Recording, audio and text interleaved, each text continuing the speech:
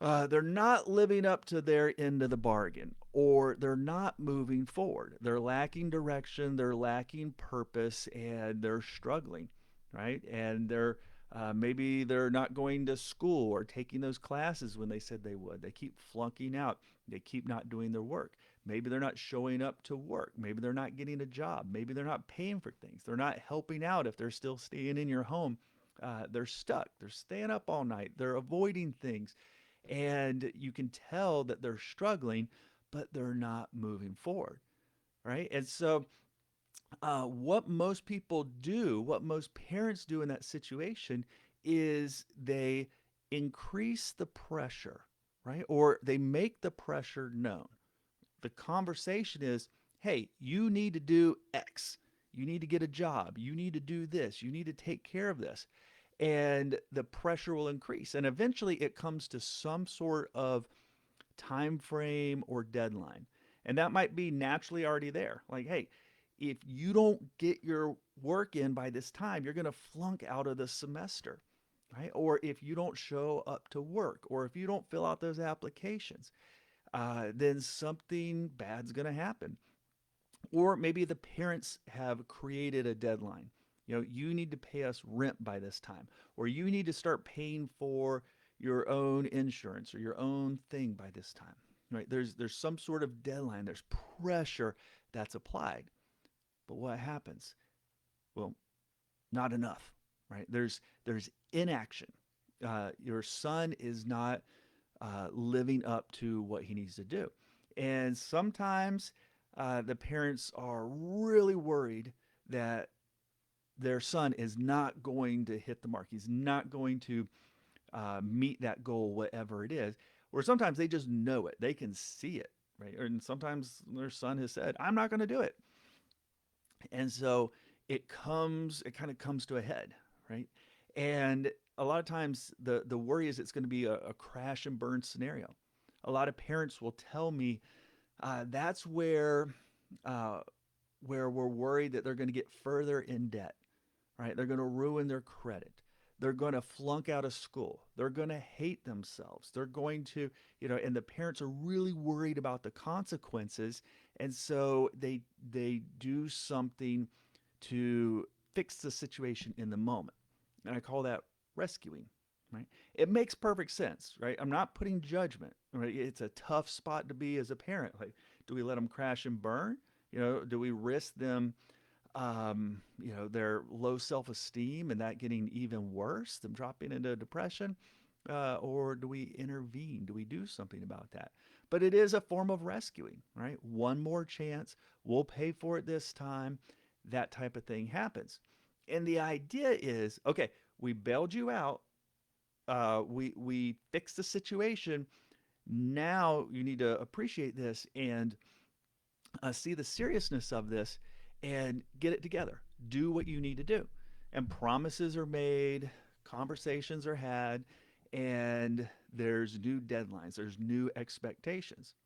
But then as it gets closer, they're seeing more inaction, right? Nothing's happening, and the same thing happens, right? The same point, they miss the deadline, and the parents are in that dilemma.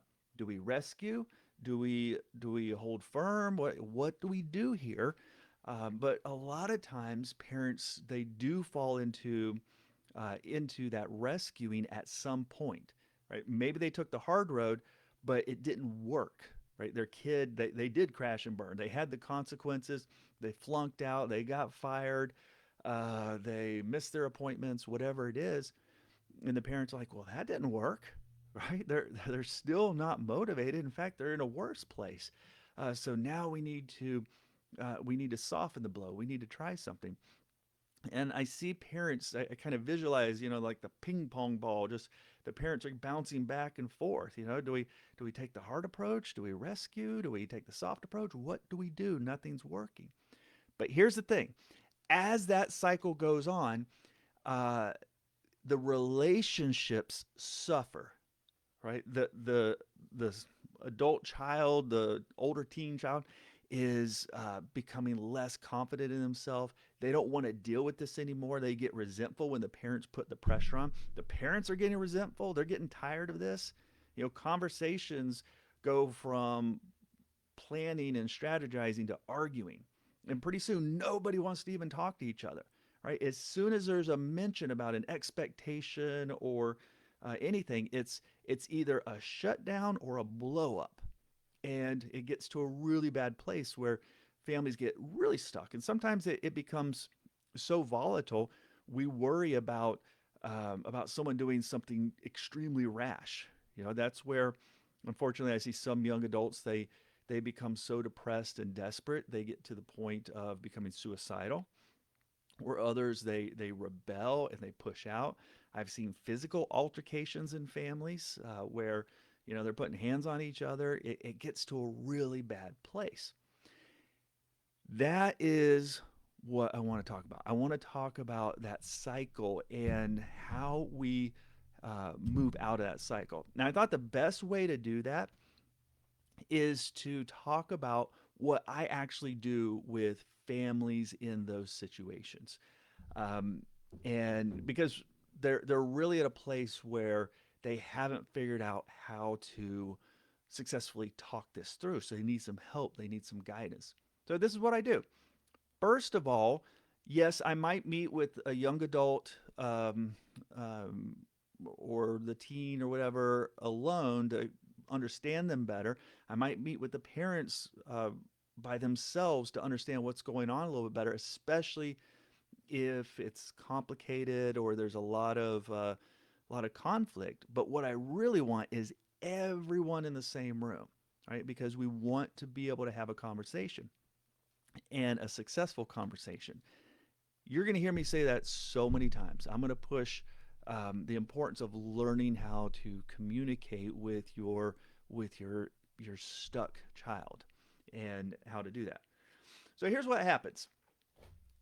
Sorry, my nose is running.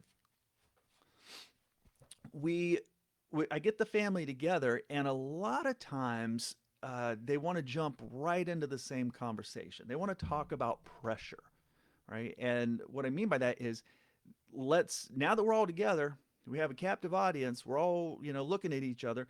Let's talk about the expectations. Let's talk about the things that need to get done. Let's write a contract up. Let's come to an agreement and in this problem. And I say, whoa, no, we're not going to have that conversation. That's not going to work. Not yet.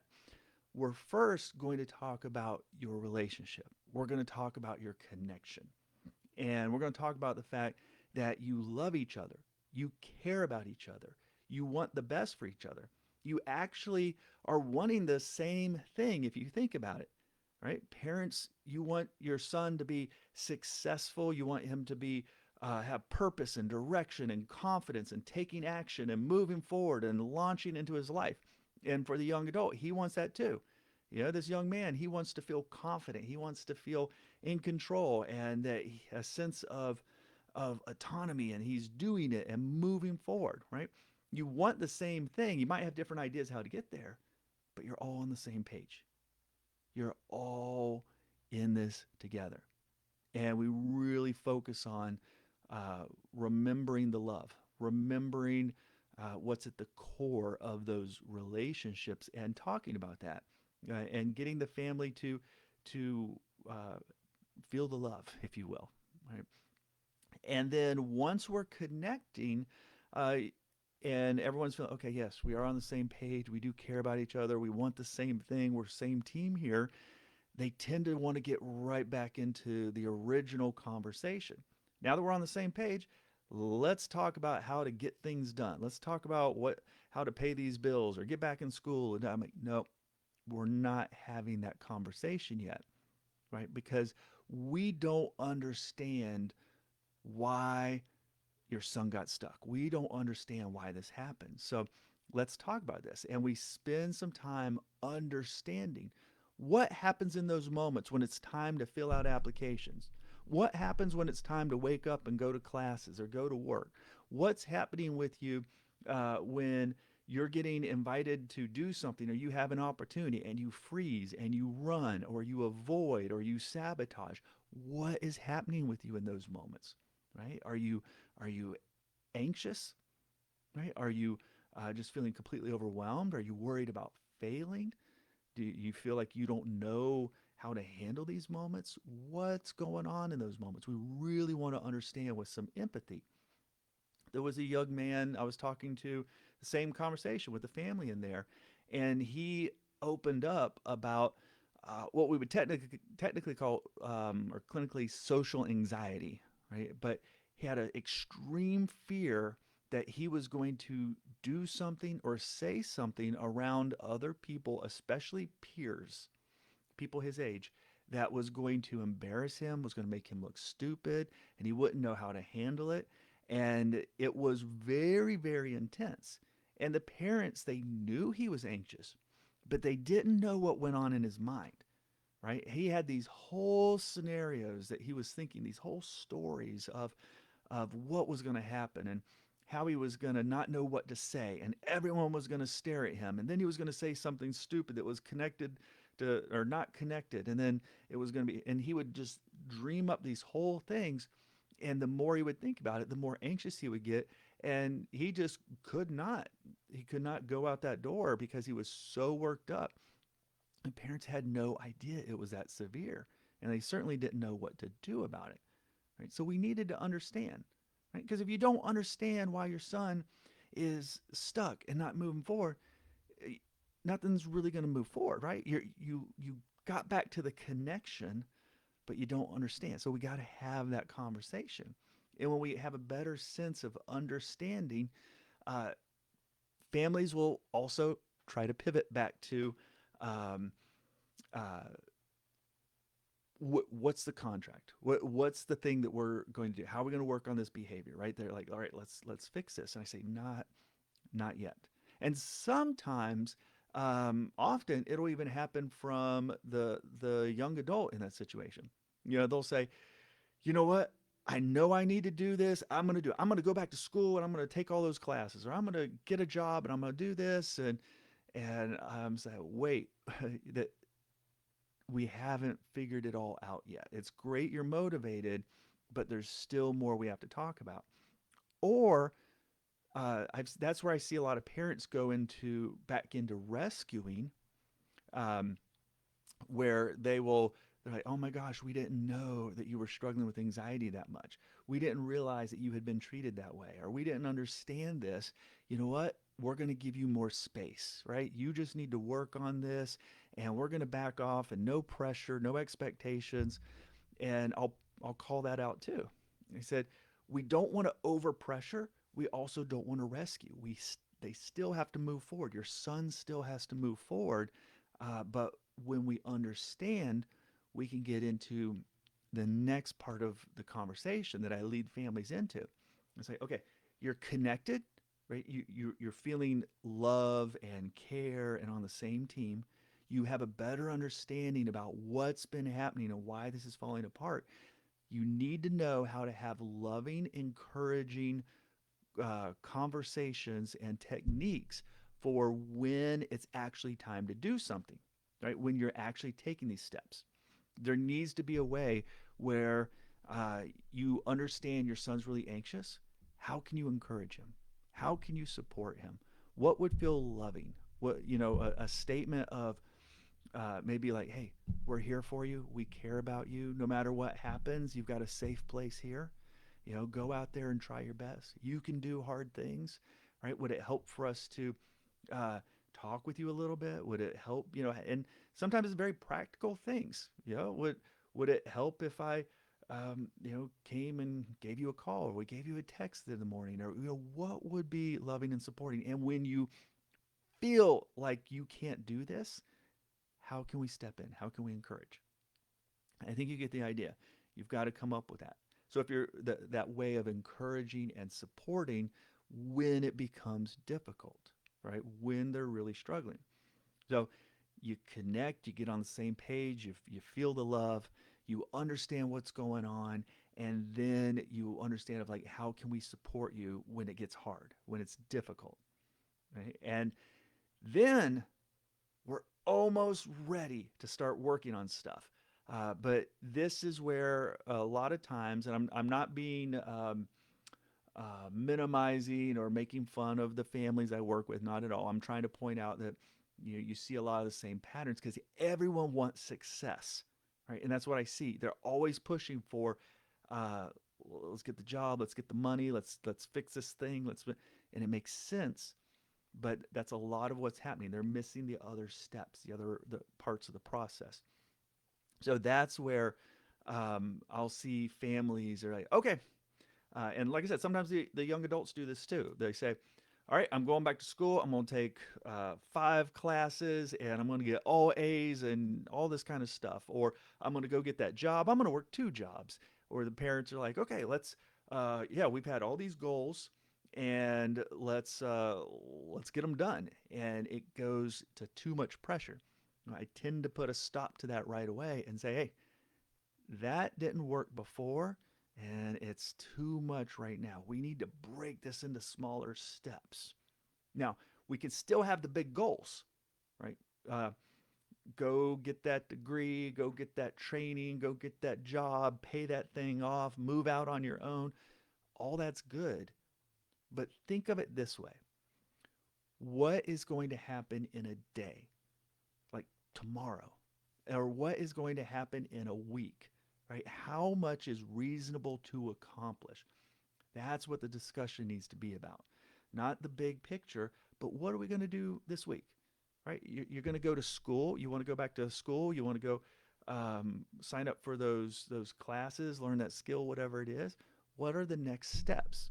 Well, I need to call that advisor, right? I need to fill out an application. I need to, right? That's what we're focusing on. Those next steps, and we want it to be very clear for people to understand, everyone in the family, about what's next and what are we doing, right? And get everyone on the same page. And that's what uh, that's when you start talking about, okay, here's the plan, here's the what, when, where, how, kind of conversation. That's where it gets into problem solving. And then you followed a sequence that has changed it up for many families. Most families that can have conversations like that, um, they've moved beyond being stuck. They've gotten unstuck already. So the ones that are stuck, and maybe this is you, you're realizing you're not having those kind of conversations. Maybe you're trying, but they're breaking down. So that's where it has to go. It has to follow in that order. But you're not done yet, right? That's another mistake I see families have. Like, okay, we spent all that work and they did such great work. We got connected. We're feeling the love. We understand what's going on. We know how to support, how to encourage. We've broken it into small steps. We're all in agreement. Job done. No, it's not. Right? That a lot of families, uh, because everyone's motivated, it feels so good when they get to that point. They just want to assume it's all going to go well, but it's not. At least not all of it. Right? Part of it will work. Right? Or and for sometimes maybe the first week it all works, but your child has been struggling. And just because you're having these conversations won't eliminate all the struggle. In fact, what we're doing is we're setting them up to face their struggles, face their anxiety, face the thing that is holding them back, and their belief in themselves, whatever it is, right? Now they are going to be facing it, right? And they will struggle. That's why you need to be there for them. That's why you need to know how to talk to them, right? And so there's going to be a follow-up meeting, right? And if it was in therapy, you would be doing that with me or a therapist, right? You next week we're going to talk about how this went, right? And it's going to fall into 2 categories: what worked, and you're going to repeat that, right? Those things worked, do it again, and then what didn't work. But here's the important thing with what didn't work: we can't ramp up the pressure to where we start a conflict again, and we can't rescue. We can't say, "Oh, you know what? We'll just give you another chance," or "We'll forget about that when you did good on this." And yes, we want to focus on the positive, but we want to learn from the struggle. And so we're not judging, we're evaluating, we're assessing, right? That's what I do in the session. I'm like, okay, Tell me what worked. Tell me what didn't work. Now let's talk about why it didn't work. Did your anxiety get the best of you? Did you bite off more than you could chew? Right? Did you start feeling insecure again? Did you do you need a better technique? Right? Did you sleep in? You thought you'd be able to wake up without the alarm, without snoozing 20 times, but that didn't work. We need a new strategy, right? And I this gets into nitty gritty conversations, right? Uh, Oversleeping, not waking up, not following a schedule is a big thing, right? But we got to problem solve that because a lot of times, most things you find people have good intentions. I'm going to willpower it. I'm going to do it this time. And they mean it in that moment. But their technique, their routine, their process, their system does not hold up. And sometimes they need to fail to see that, hey, you can't do this on willpower. Let's try something different, right? Let's move that alarm clock to the other side of the room. Let's set up two alarms. Let's, whatever it's going to be, but it's got to be that buy-in. And I know that's where a lot of people are like, oh, those are such hard conversations. They are, but it is possible. And I'm telling you, your love and your connection and your understanding in the beginning is so crucial to that. That's where a lot of families lose that. So you have that follow up, you have that assessment, that evaluation of how did it go, what worked, what didn't work. And when you have that formula, which I feel like I need to repeat again, I'm big on repetition, but I'm not giving you slides or notes or handouts on this. I will. I promise you. We're gonna get to that. I'm gonna think of some ways. Maybe we can do a workshop or something for those that are interested, and we can really break this down and get into more points. But repetition. You start with the love, right? We're feeling the love. We care about each other. We're on the same team. We're here for each other. Then you understand why it's not been working. Why are we stuck? And figure out what's happening, especially with your son, your adult child in that moment. And then we want to talk about how to support them when they're feeling overwhelmed, when they're hitting the struggle, when they're hitting the challenge. What's loving, what's helpful, what's supportive in that process. And then we want to break it into small steps. Like, what are the next things that need to get done? The next day, the next week. And then we want to follow up, right? We want to evaluate what worked, what didn't work in a loving way, in a caring way, in a problem solving way, collaboratively. And then you want to have continue those follow ups and check ins and increasing the steps, moving forward. I'm anticipating a question. Uh, what if that doesn't work? What if we follow all those steps and we're still really, really struggling? We're not getting much momentum. Um, I'm going to put it into two things. One, some families they're making a really good attempt. I mean, sincerely, they're making a good attempt, but maybe they're not quite hitting those points, right? They're not really connecting. The family's not really feeling the love, or they don't fully understand what's going on. And then the other reason, when we're having these conversations, this should be working. We should be moving forward. If we're not, my mind goes to what is 9 out of 10, 95 out of 100 times the situation: escapism and addiction, right? Kind of the same thing. The the adult child there, their son is so ingrained in escaping his phone, numbing out on the internet, porn, substances, whatever it is, that they're really bonded to that escapism, right? They've created such a strong bond, an addiction, if you will, that they are just compelled to follow that addictive behavior, and it's sabotaging the whole thing. And a lot of times, what that looks like is I really start digging into, okay, how's this person avoiding? How are they escaping? Where's the addictive behavior here? And a lot of times that's where parents didn't realize how severe that addiction was, that escapism was, and sometimes not even their son realizes it. Not even the young adult um, understands how powerful these um, ways of escaping have become, how they have become addictive, and how it's sabotaging. So that's where we pivot to. All right, let's focus on the addiction part of it, and that's a whole nother talk.